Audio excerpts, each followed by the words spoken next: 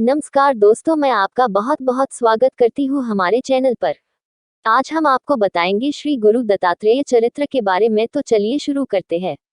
श्री गुरुदेव दत्ता। श्री गुरु दत्तात्रेय जी का चरित्र और चालीसा का दैनिक पाठ करने से आपकी मनोकामनाएं पूर्ण होंगी, परेशानियां दूर होंगे, विश्वास करने से मनवांछित फल प्राप्त होंगे।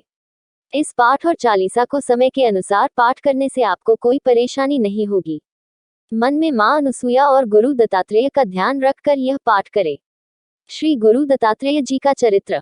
गुरु दत्तात्रेय जी की जितनी मूर्ति, चित्र और फोटो देखे होंगे या पढ़ा या सुना होगा कि गुरु दत्तात्रेय के 3 मुख, 6 हाथ, 2 चरण, 1 शरीर है। इनका स्मरण और मां अनुसुईया का ध्यान रखकर इस चालीसा का पाठ करें। इस संसार में मां अनुसुईया सती की भक्ति बहुत प्रबल हो गई, तो एक दिन यह बात नारद जी ने श्री ब्रह्मा, विष्णु और महेश की पत्नियों से जाकर कहा कि इस संसार में आपके होते हुए पृथ्वीलोक में अति ऋषि की पत्नी बनकर मां अनुसुईया देवताओं से बड़ी पूज्य हो गई। यह बात नारद मुनि से सुनकर मां लक्ष्मी, मां पार्वती, मां वैष्णो को बुरी लगी कि हम देवताओं के होते हुए भी एक अनुसुईया हमसे भी बड़ी पूज्य कैसे बन गई। यह कैसे हुआ जो कभी नहीं हुआ। यह सुनकर उन्होंने अपने पति से कहने लगी कि आप मां अनुसुईया की परीक्षा लीजिए कि वह किस कार्य करने से संसार में पूज्य बन गई। तब श्री ब्रह्मा जी, श्री विष्णु जी और श्री महेश जी, इन तीनों देवताओं ने मां अनुसुईया की परीक्षा लेने के लिए दोपहर के वक्त, जिस समय मुनि अति नहीं थे, अपना रूप बदलकर पहचान में न आने वाले भिक्षुक बनकर मां अनुसुईया के आश्रम पहुंचे। उन्होंने मां अनुसुईया से कहा, हे मां, हमें भोजन हमारी इच्छा अनुसार खिलाए। यह सुन मां अनुसुईया ने कहा, जब तुमने मुझे मां कहा है तो मैं तुम्हारी इच्छा के अनुसार ही भोजन कराऊंगी। यह वचन लेकर तीनों देवताओं ने मां अनुसुईया से कहा कि आपने वस्त्र होकर भोजन बनाए और अपने हाथ से खिलाए, जिससे हमारी मनोरथ पूर्ण होगी। मां अनुसुईया ने कहा, आप तीनों ने मुझे मां कहा है, इसलिए तुम्हारी मनोरथ पूरा करना मेरा धर्म है। मां अनुसुईया ने जिस बर्तन में आटा गूंदा था और जिस बर्तन से आटा गूंदने के लिए जल लिया था, उसी जल को लेकर तीनों देवताओं के ऊपर छिड़क दिया। अपने सती तप के फल के प्रभाव से तीनों देवताएं बालक बन गए। मां अनुसुईया के सती तप के प्रभाव से 3 पालने प्रकट हो गए और उन पालने में तीनों देवताओं को अलग अलग सुला दिया। मां अनुसुईया ने निवस्त्र होकर भोजन बनाया और तीनों देवताओं को खिला दिया। तीनों देवताएं सोचने लगे कि हम क्या करने आए थे और क्या हो गया। कर्म की मार और परिस्थितियों के आगे सबको झुकाना पड़ता है। जब आश्रम में अति मुनि जी आए और उन्होंने देखा कि हमारी कोई संतान नहीं थी, तो यह 3 बालक कहाँ से आ गए। उन्होंने मां अनुसुईया से पूछा कि हे अनुसुईया, हमारे यहाँ 3 बालक कहाँ से आ गए। हम दोनों भक्ति में लीन सेवादार हैं, हम इनकी सेवा कैसे करेंगे। जरा सोचने की बात है, क्या से क्या हो गया। अनुसुईया ने कहा, जब हम इनकी सेवा करेंगे तभी बड़े होकर यह हमारी सेवा करेंगे। सोच समझ सभी बातों का ध्यान रखती है। जब देवलोक से तीनों देवता अचानक गायब हो गए तो तीनों देवियों को तीनों देवताओं की कोई खबर नहीं मिली। तब ढूंढते हुए नारद जी के पास पहुंची कि हे मुनि जी, हमारे पति कहाँ गए, उनकी कोई खोज खबर हमारे पास नहीं है। हम बहुत परेशान हैं, हम क्या करें, क्योंकि हमारे हठ के कारण तीनों देवता मां अनुसुईया की परीक्षा लेने गए थे। उसके बाद आज तक वह वापस नहीं आए। नारद जी, आप हमारी सहायता करें।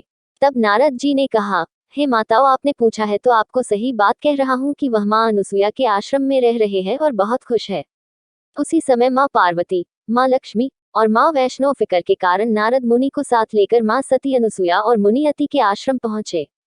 जब आश्रम में तीनों देवियां पहुंची तो उन्होंने कहा कि हे महाराज, आप हमारी मदद करें कि हमारे पति आपके पास है और हमें पतियों को वापस कर दे। अति मुनि सोचने लगे और मां अनुसुईया को आवाज देकर बुलाया और कहा, इनके तीनों पतियों को कहाँ छुपा रखा है। हमारे यहाँ तो 3 बालक है, यह बहुएं तो बहुत बड़ी है। यहाँ भी तीनों देवियों का अहंकार प्रकट हुआ, जो अति मुनि से गुहार लगाई कि हमारे पतियों को वापस कर दे। यही बात सती अनुसुईया को जाकर कहती तो उनका अहंकार मिट जाता।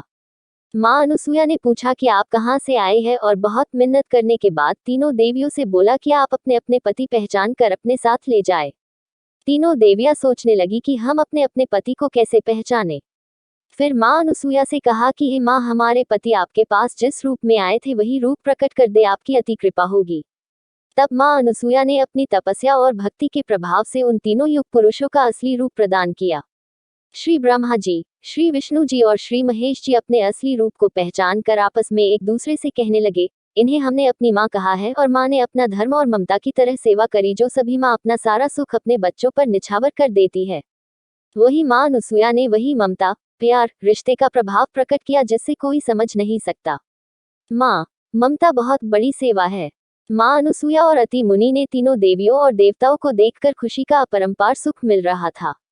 यह चमत्कार देखकर नारद जी को भी भक्त और भगवान की मिलन का सुख प्राप्त कर रहे थे। तीनों देवताओं ने माँ अनुसुईया से कहा कि हे माँ, तेरे पुत्र होने का हमें सौभाग्य मिला, आप हमें अपनी सेवा करने का अधिकार दे, जो हम आपकी सेवा करें।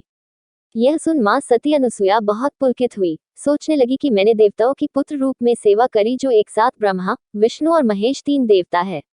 अति मुनि और माँ अनुसुईया ने तीनों देवताओं से कहा, जब आप मेरी सेवा करना चाहते हैं तो तीनों देवता सुचारू रूप से प्रकट रहे और मेरी सेवा करें। हम तीनों आज से आपकी सेवा करते रहेंगे जब तक सूरज चांद और रात दिन रहेंगे।